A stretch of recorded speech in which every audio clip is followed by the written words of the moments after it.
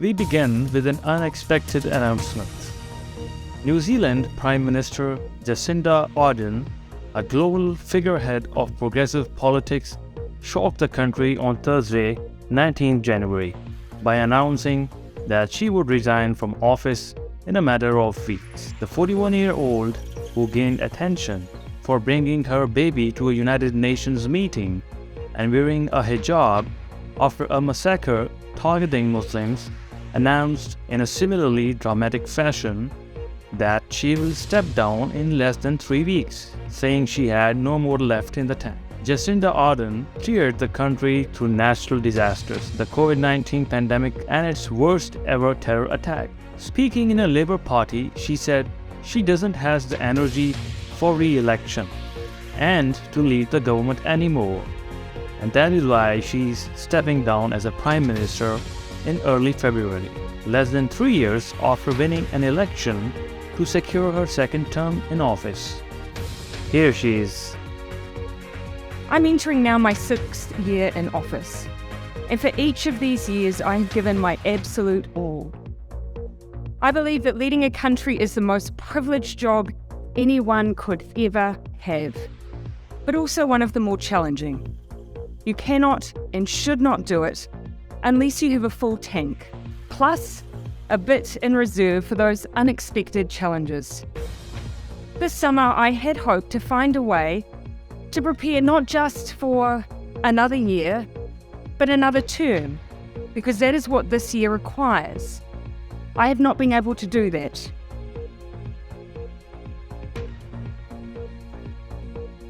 And so today I'm announcing that I will not be seeking re-election, and that my term as Prime Minister will conclude no later than the 7th of February. This has been the most fulfilling 5.5 years of my life, but it has also had its challenges.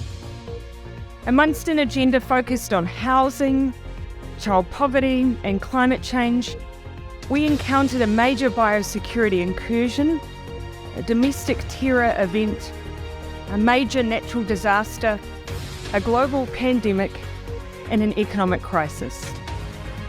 The decisions that have had to be made have been continual, and they have been weighty. But I'm not leaving because it was hard. Had that been the case, I probably would have departed 2 months into the job. I am leaving because with such a privileged role comes responsibility.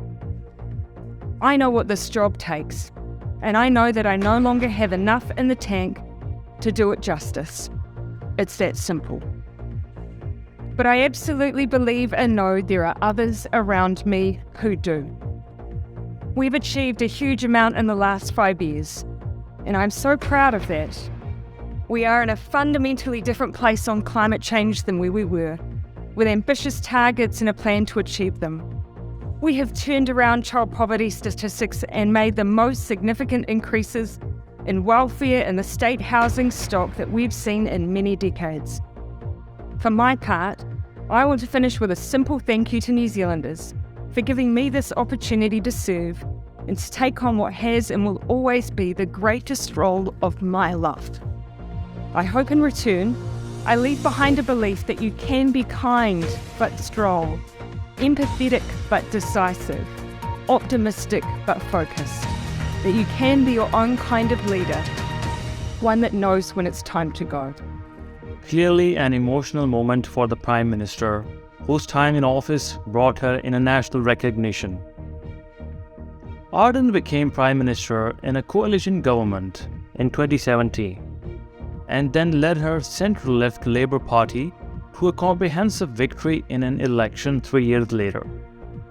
Since 2020, her government has struggled with soaring inflation, a looming recession, and rising crime rate, which resulted in a drop of her personal and party's popularity. She believes that leading a country is the most privileged and challenging job anyone could ever have.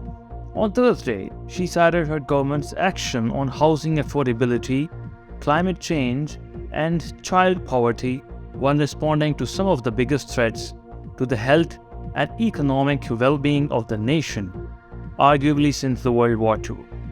Featured on the covers of British Vogue and Time magazine, there was a perception that Ardern was more popular abroad than she was at home. The Canadian Prime Minister Justin Trudeau well-wished her and her family and applauded her for the immeasurable differences she has made. New Zealand actor and Hollywood veteran Sam Neill said in an online statement that Ardern was frequently targeted by social media bullies and deserved much better. New Zealand's Prime Minister for Internal Affairs said that she has been the most incredible boss and a huge support to him in a personal capacity. Ardern's political party has been battling a declining trust in government, a deteriorating economic situation, and a resurgent conservative opposition.